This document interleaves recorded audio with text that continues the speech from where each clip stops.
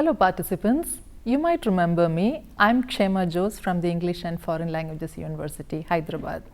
This is module 3 of unit 2 in speaking and listening. In this module, we discuss presentation skills. The skill to make effective presentations is an ability essential to succeed in both education settings and professional contexts. And in this module, we take a quick look at a few important features of effective presentations. There aren't many mediums more effective than a presentation for impactful communication of messages. A good presentation has the power to change your audiences, add to their knowledge, better their information, alter their views, influence their ideas, or modify their beliefs. A presentation is a multimodal ensemble. I say this because it's a product made up of multiple modalities. In addition to our voice, we use text, body language, eye contact, gestures, visuals, and other multimedia, and even leverage space to communicate a message. Why? As Professor Ajit Kumar pointed out in his introductory lectures, in face-to-face settings, perhaps you could even deploy the sense of smell to communicate your message. Throughout this module, we'll be drawing from several other modules of this course to support the points we are making. We'll refer to Unit 1 to recall phrases used to introduce oneself and phrases that can make us sound polite and formal. In addition, we will also rely on Units 3 and 4 for working on developing our skills of reading to identify main ideas and the skills of writing such as summarizing and note making. Okay. So let's start, shall we? Presentations require you to bring together and exhibit various skills such as your ability to communicate your ideas clearly, present information in an interesting manner, speak fluently, use visual aids, look confident, and interact with your audience efficiently. You will notice that this is true of all speeches or public speaking as well as of presentations. In this unit, we look at how to ensure some of these in our presentations. Do take a look at module objectives in Unit 2, Worksheet 3.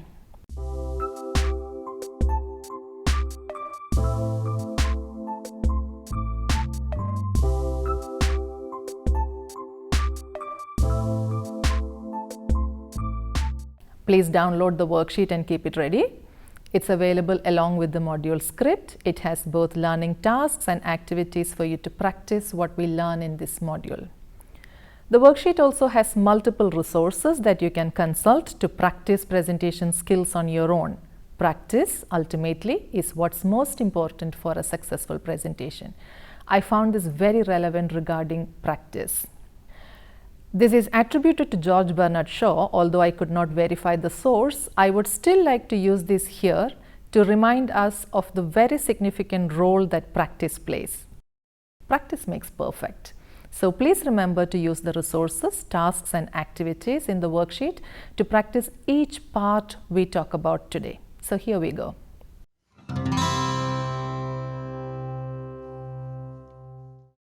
Part A, planning your presentation. The first thing to do, of course, to communicate clearly is figuring out the purpose and audience of your presentation. Just like Madhumita pointed out in Module 1 of Unit 1 about monologues, knowing the purpose of your presentation and having a clear idea of your audience matter a lot when you design or plan your presentation. A brief digression here about the differences between presentations and public speeches. Do take a look. Since presentations have a more homogeneous audience than public speeches, it's easier to focus on who your listeners are and why you are making the presentation.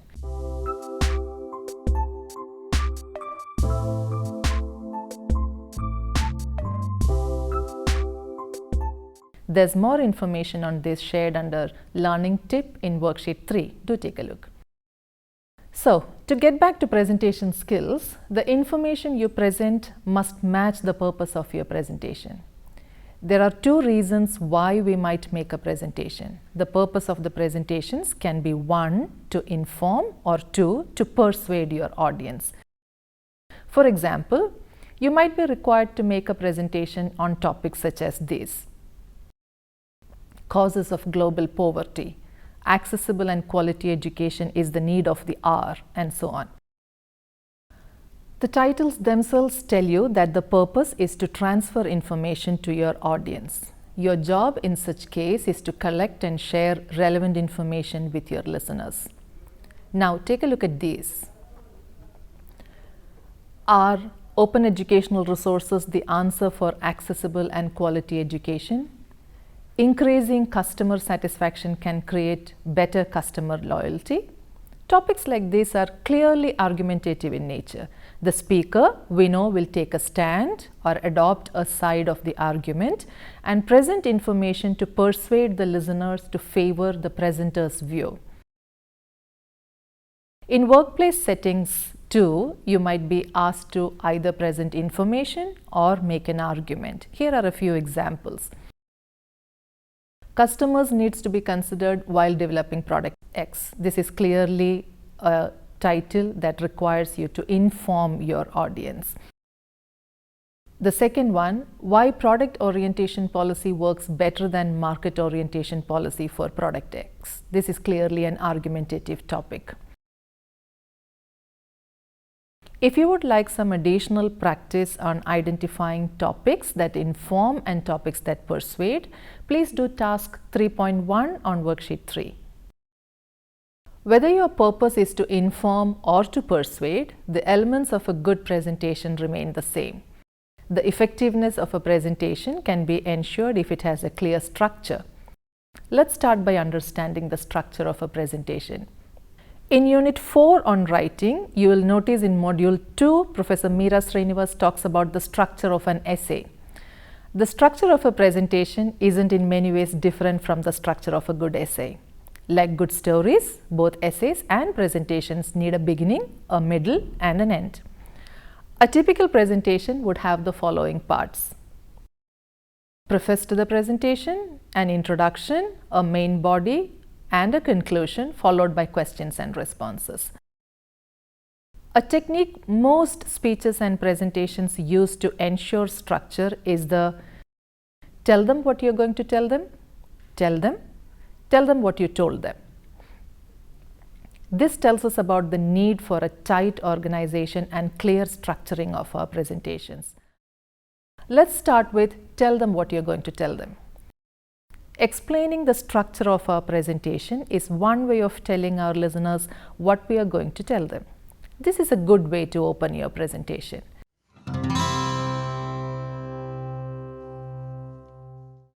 Let's look at the preface to the presentation. This is where we tell our listeners what we are going to tell them. The preface or the introduction to your presentation should start with a greeting. Greet your audience with a warm smile. Remember what we said in Module 3, Unit 1 while discussing starting and ending a conversation? Use a hello, good morning, good afternoon, good evening to greet the audience. After this, introduce yourself. If the audience doesn't know you, provide a longer self-introduction. If the audience knows you well, a brief introduction of just your name and what you do will suffice. You could refer to Unit 1, Module 1 for help with introducing yourself. So here's how points 1, 2 and 3 go together. Good morning everyone. Thank you for coming. I'm Kshema Jose. Or hello everyone. Good afternoon. Welcome to my presentation. My name is Kshema Jose. The next part of the introduction is where you announce the topic and the objective of your presentation. Here are some phrases you can use for this. Today I would like to talk about cyberbullying. Or the reason why I'm here today is to tell you about cyberbullying.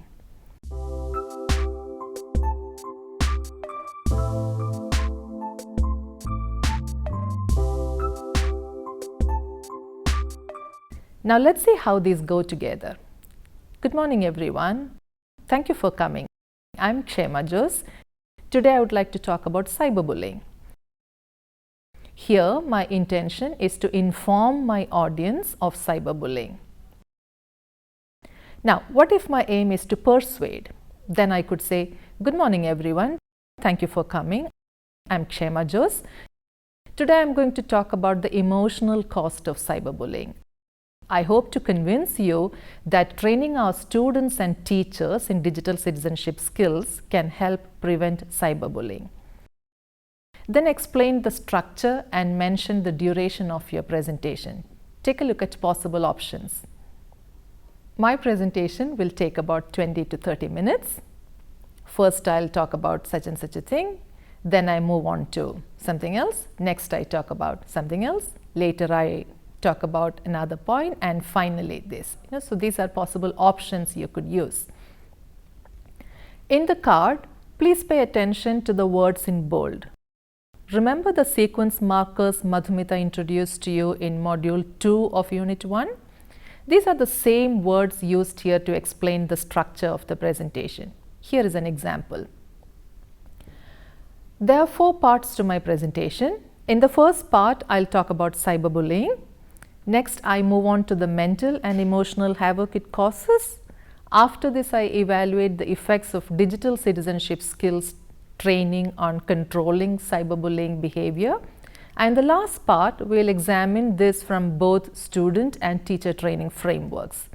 My presentation will take about 20 minutes. In the last part of the preface, tell your listeners when they can ask questions. It's better to allow questions either at the end of your presentation or after you finish each segment of your presentation. Make this clear. If it's an informal presentation, you could also allow your audience to interrupt you whenever they have a question. Here are a few examples to express this. Please feel free to interrupt me anytime you have questions. Or if you have any questions, please raise your hands anytime during the presentation.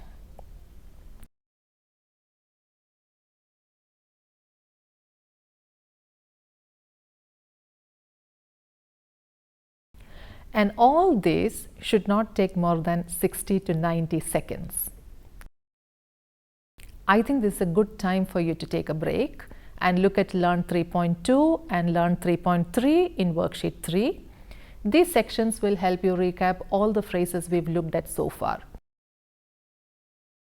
Once you've completed these, visit the links shared under Learn 3.4. There are 2 different examples of starting a presentation. Please pay attention to the differences. Now you're ready for task 3.5. Please listen to the rest of this module only after you complete this task.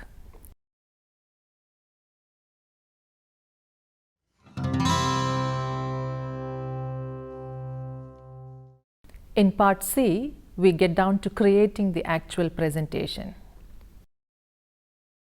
The rule is simple. Like all things else, your presentation also should have an introduction, a body, and a conclusion. Start the introduction with a hook statement.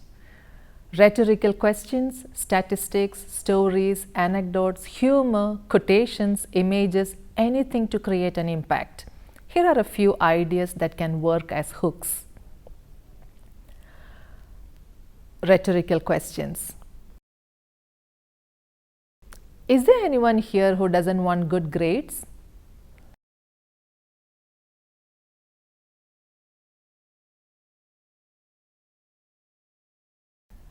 A rhetorical question is a question asked by the speaker just for effect.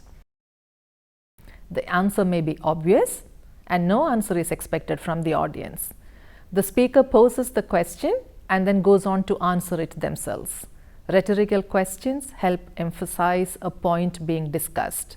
These are effective because questions have a habit of making the audience think about an answer and thus ensure audience involvement. Impact can also be created with facts and statistics. Use of statistics bring credibility to your talk. Take a look at an example. Bullying is a universal evil. While the physical agony might take perhaps months or years to heal, according to a 2021 study conducted on school children, the mental suffering takes an average of 8 years to dissipate.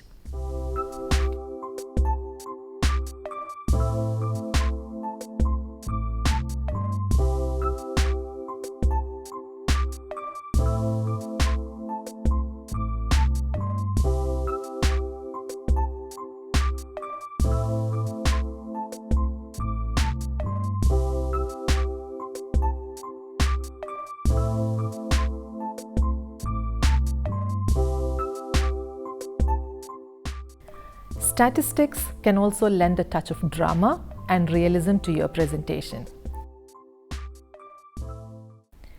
There are some authentic examples in Worksheet 3 under Learn 3.6. Do take a look. Other ideas to hook your audience are using quotations, anecdotes, drawing a rich word picture describing a key theme of your topic, etc. Complete the online exercises shared under Task 3.7. These give you more ideas for creating impactful opening paragraphs. So, we started with a hook statement. Now, to keep them hooked, firstly, you need to read and collect information from multiple and a variety of sources to create an effective and impressive main body of the presentation. The different points you make should be linked to what you said in the structure or outline of the presentation. Remember the preface? So, you heard me give you an outline earlier. What you see in red are what I have promised to explain. So, you expect me to talk about cyberbullying. During my talk, you might hear me define cyberbullying and give you a few examples. In the second part, you would want me to illustrate the emotional upheaval caused by cyberbullying. I would then move on to examine digital citizenship skills training. Then, based on student and teacher training models, I should explain the advantages of digital citizenship skills training. By the end of my presentation, I should have convinced you that delivering digital citizenship skills training can help reduce instances of cyberbullying. So, you see, each point you mention in your outline should be taken up and developed in your presentation. You could illustrate them with examples or endorse your views with supporting facts, information, and data. You should also be able to make connections between the different points you raise. Please go to Task 3.8 to practice this.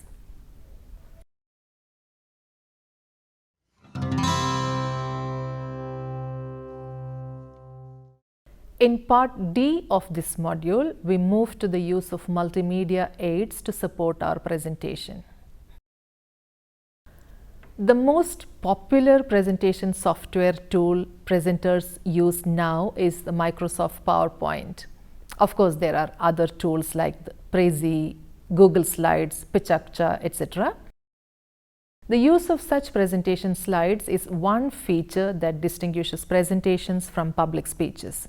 Public speeches usually are not accompanied by PowerPoint slides. During presentations, PowerPoint slides are used to present verbal and non-verbal content to make you present better and communicate your message efficiently.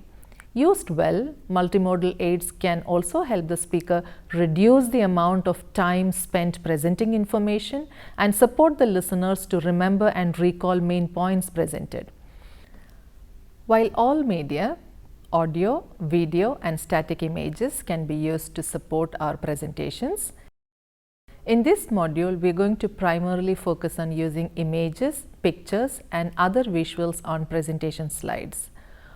While using visual or multimodal aids of any sort, remember they must support or complement both the text on screen or slide, if any, and the presenters, that's your words.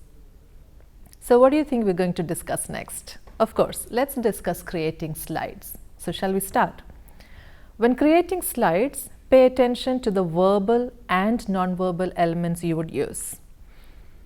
When putting down words, follow the 6x6 rule. It's wise not to have more than 6 bullets per slide and 6 words per bullet. I've noticed it's okay to go up to 8 words depending on the length of the words you use. The limit on words means that the stories that you tell, the jokes that you crack, the word pictures you draw, the questions you ask, etc. do not appear on your slides. You deliver these details only orally. The next task illustrates what I just said. Here is the text. Imagine you are asked to convert this text to a PowerPoint slide. Do pause the video here and read the text carefully.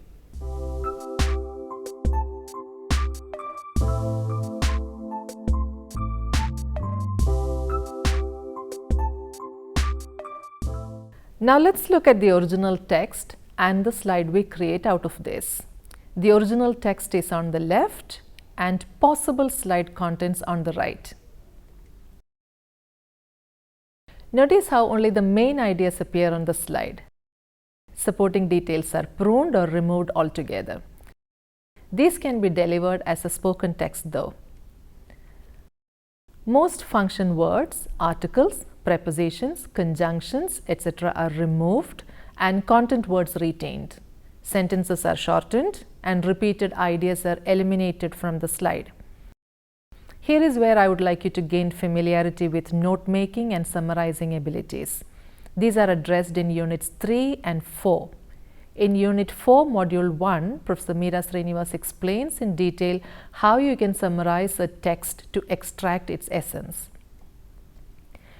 In addition to brevity, a second important point about creating slides is ensuring consistency in font size and font type. Use the same font type, size and color for all the headings of your slides. Ensure similar consistency for all body texts too. Here is an example of what can go wrong. See the difference? You don't need me to tell you that the second one is difficult to read, visually unappealing and downright unaesthetic. It uses too many font types, different font sizes and a riot of colors. The last line on the second slide also uses italics, underline and bold together. Never do this. Choose any one feature for highlighting a word or a line. I'll give you a moment here to look at a summary of what we've discussed so far.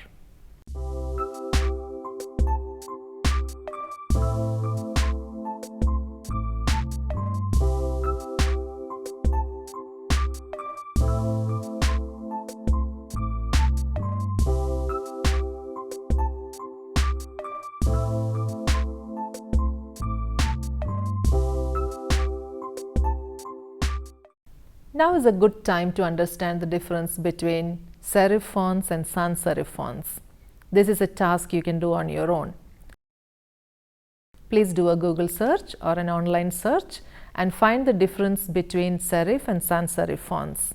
Decide which you could use for titles and headings and which for body text. Finally, we look at the use of visuals. While using images or any other media, audio or video, go beyond mere decorative purposes. Don't use pictures or other media just for decoration purposes. You see the little icon inserted in the slide? What purpose does it serve other than maybe just make the slide look a little pretty? Nothing, no other purpose. This icon is therefore decorative in nature. Instead of decorative images, try to use images that illustrate your points. Your visual aids should support or strengthen the message you are communicating. To put it simply, choose images that represent a part of your text. Try to illustrate the meaning of an important word or convey your main point through the images you choose. Let's show you the difference between a decorative and a representational picture. We'll look at the opening slides of some presentations now. Here is one. This is clearly decorative in nature. Why? Because it doesn't add to the meaning of the topic. It's used merely for aesthetic purposes. The image is not essential for understanding the message. Now take a look at these two, A and B. Which one do you think captures the essence of the topic? While A is decorative in purpose, B gives you an example for inclusive beauty standards. Do you agree? Images can also add meaning to the important points in your presentation. In other words, you can let your pictures say what your words aren't saying. Allow the words and images to together create meaning. Here is a very simple example. Imagine I'm telling you about my friend Henry. So I say, Henry is a wolf. And I have three possible images that I can use. Take a look. See how depending on the image I choose, the impression you form of Henry varies? The image you form of Henry if I use the first image is different from what you would think of Henry if I use the second or the third picture. Go to Learn 3.9 to understand other kinds of presentation aids. Then do Task 3.10. Also, please complete Task 3.11 to get more practice on the use of visuals. An important thing to remember when selecting images is paying attention to the license of the images. Images found online or in print are generally copyrighted. Each one comes with some form of usage restrictions. So, while choosing an image for your presentation, remember to check their license. In the worksheet under Learn 3.12, you will find 2 resources that explain copyright issues. Read them to know more about copyright issues. However, there are also free images available online. You need to learn to locate them. Learn 3.13 shares resources that explain how to search for and use free images. Something you can do if finding free images is difficult is to create your own images. These days, many presenters click their own pictures, create illustrations, or draw using digital tools and use these on their presentation slides. Such images can also make your presentation unique. And a second important thing to remember when using images during a presentation is ensuring you give your audience enough time to read the slide contents. Keep this in mind when using slides during a presentation. Every time you change the slide, remember to give your audience a few seconds to understand what you have presented on the slide. Don't start talking immediately. Listening to you while reading the slide contents is difficult for your audience. We're almost nearing the end of our module. We've just 2 more parts to go. If you would like to, you can take a break here. Learn 3.14 presents the main ideas we've discussed so far.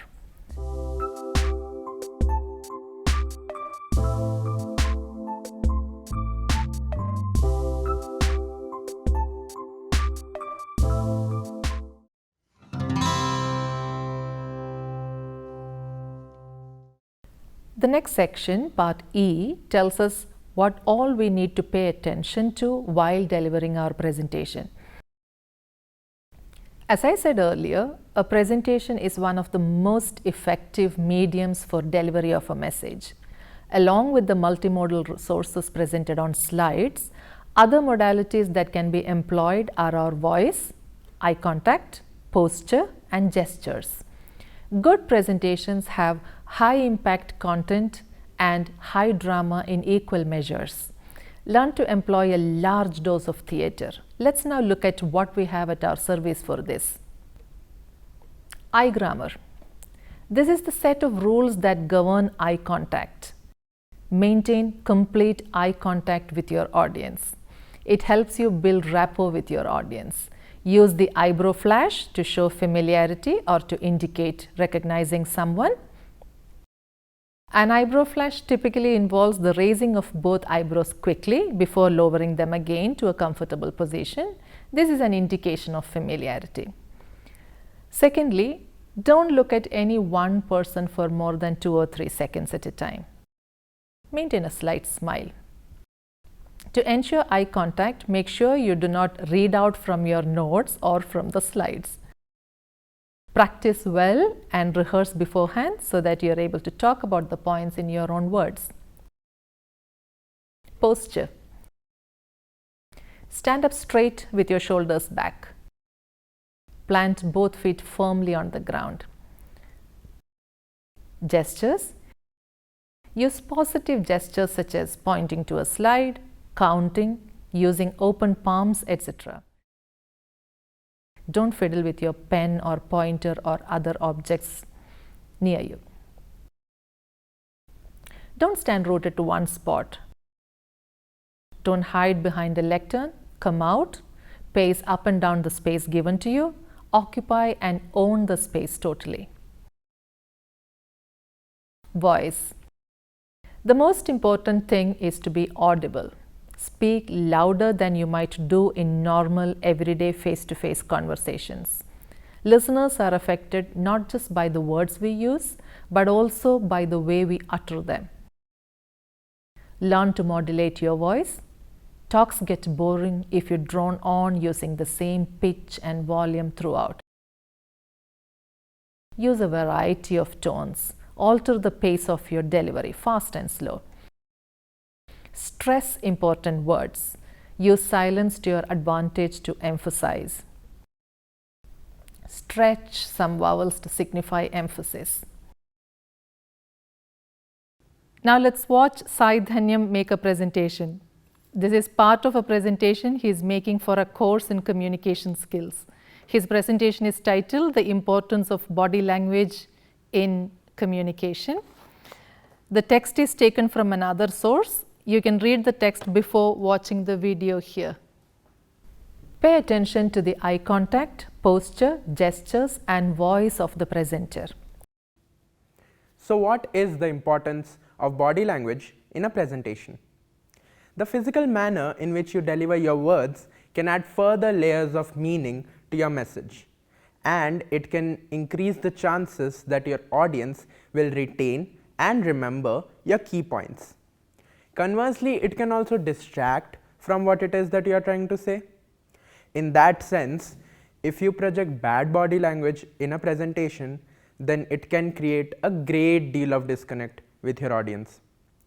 The proper body language in a presentation helps to convey that you have confidence in yourself and in your message. A speaker who knows the importance of body language in an oral presentation can help instill trust in its audience, which, among other things, can help to forge a connection. A presenter who knows how to effectively employ body language presentation skills can help to put emphasis on the ideas that matter the most.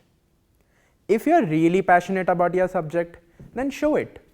A lackluster delivery not only belies your enthusiasm, but also does nothing to emphasize your words and the meaning of your message. What should your audience believe?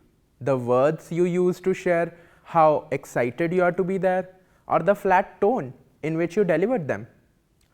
Typically, they'll assume that your monotone delivery is more indicative of your true feelings than your words. Great physical communicators learn how to effectively align their facial expressions, gestures, posture, eye contact, movement, and other nonverbal elements to their message. You would also notice that all of us who are part of this course have employed several of these techniques in our delivery of lectures. Please do task 3.16 on worksheet 3. Finally, here we are. We've reached the last part of the module, the conclusion of a presentation.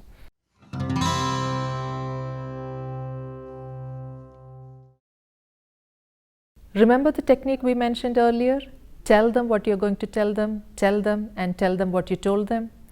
Tell them what you told them is a good way to conclude your presentation. Take a look at the stages of a good conclusion and phrases you can use to conclude your presentation. Step 1. Reiterate the main objective.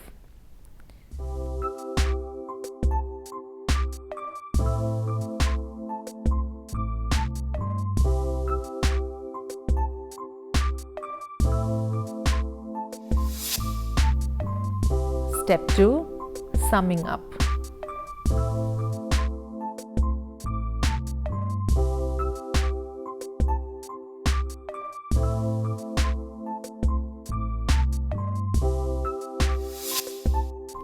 Step 3. Thanking the audience.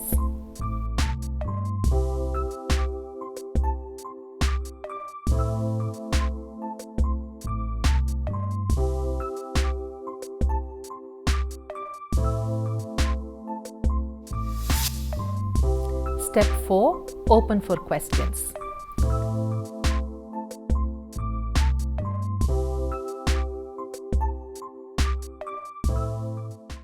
Remember my example from earlier parts of this module, my imaginary presentation on cyberbullying?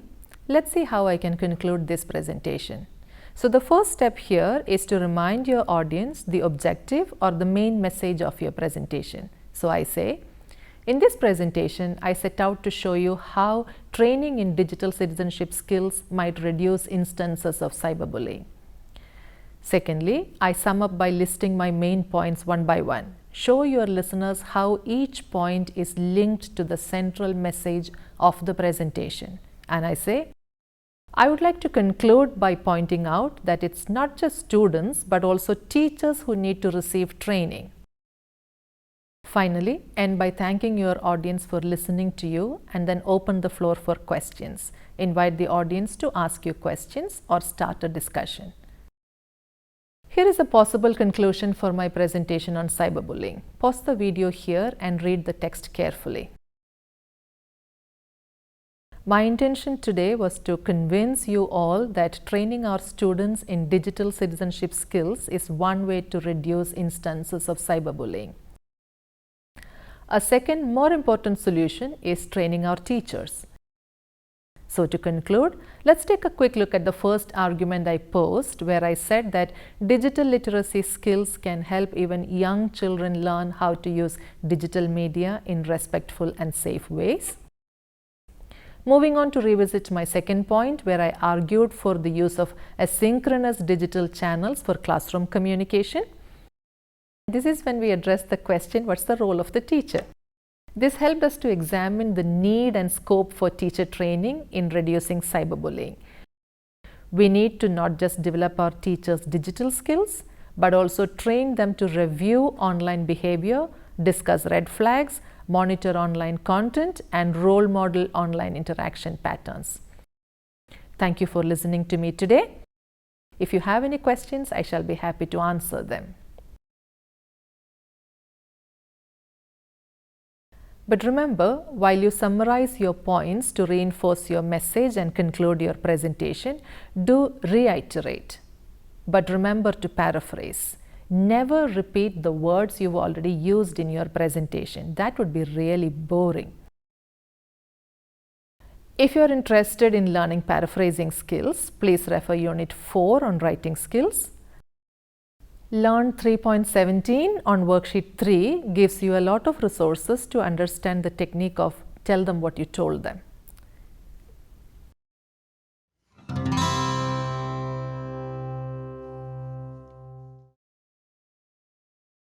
But there's life after conclusion too. A few brief pointers on responding to questions. I agree this is a part that all of us are afraid of. What if we can't answer a question? The best solution offered by seasoned presenters is this: be prepared. While preparing your presentation, try and anticipate as many questions as possible. Be prepared for all possible questions. While someone asks a question, listen carefully. Repeat it once to make sure you got it right and to ensure everyone heard it too. This also gives you the time to think and plan your response. Answer each question by addressing the whole audience. If you can't find the answer to a question, ask if anyone else in the audience would like to answer it. And if nobody can, just say you don't have the answer to that question, or that you haven't thought about it, or that you might be able to provide it later. Here are some sentences you can use for this. I'm afraid I don't know the answer to that question, but I would be happy to look into that and get back to you with an answer. Why don't you email me, perhaps a week from now?